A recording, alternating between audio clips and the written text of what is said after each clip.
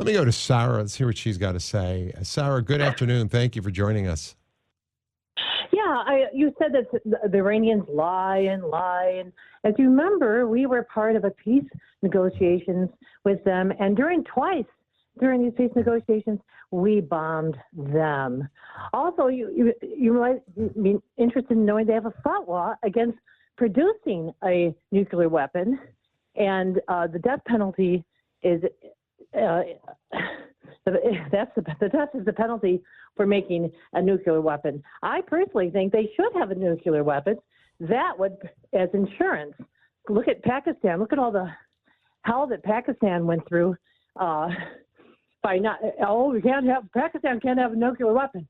All this saber rattling and can't because they'll hurt India. Blah Sarah, blah blah. I think the minute world's. they got it. I think the world's a less safe place with more nuclear weapons. I think it is as insurance. Nobody bothers. Yeah. Nobody bothers countries with a nuclear weapon. We have this. That would stop it. We have this theory of mutually assured destruction. Mad, right? I still don't. I'd like to see no nuclear weapons on the planet. That's my personal. Well, desire. then we should all get rid of them then. And you're advocating for more of them, though. You want to see Iran have no, not more, not using them, but as insurance against rogue regimes like Israel, who goes after these countries.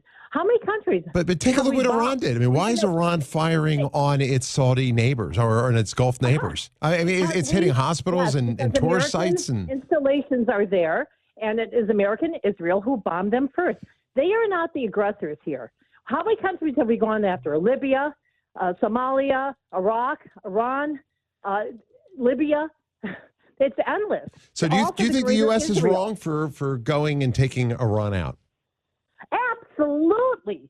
And aren't we not to follow Jesus?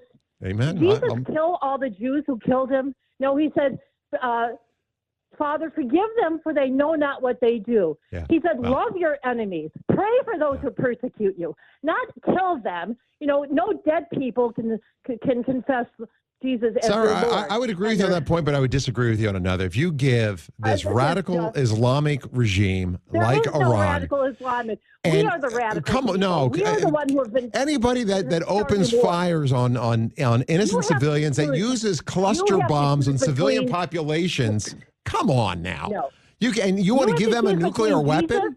And the devil. That's their choice. Are you going to kill all these other countries who are smaller and weaker than you? Because you can? Because you want to? Because it feels right in your bones? I don't think that's what we're supposed to be doing here on Earth.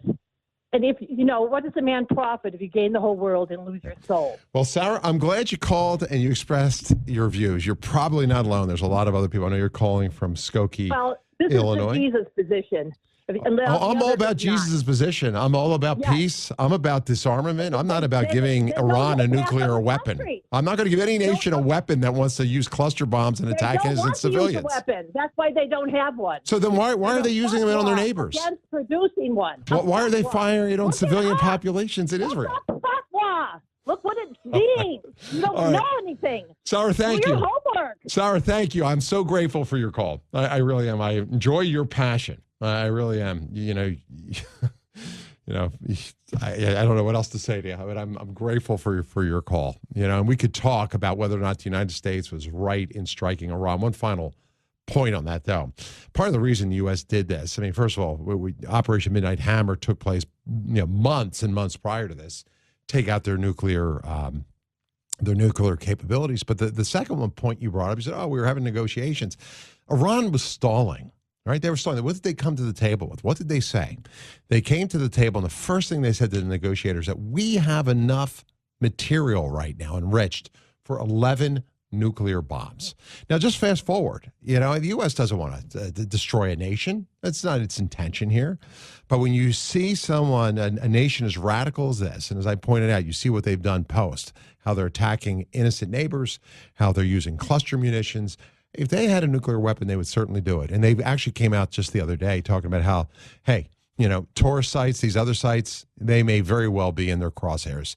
If Trump went in and took out their electrical infrastructure, then hey, you okay with the Louvre being destroyed and the priceless art there, or the Vatican, or taking out London or some other place like that? I think you got to draw a line.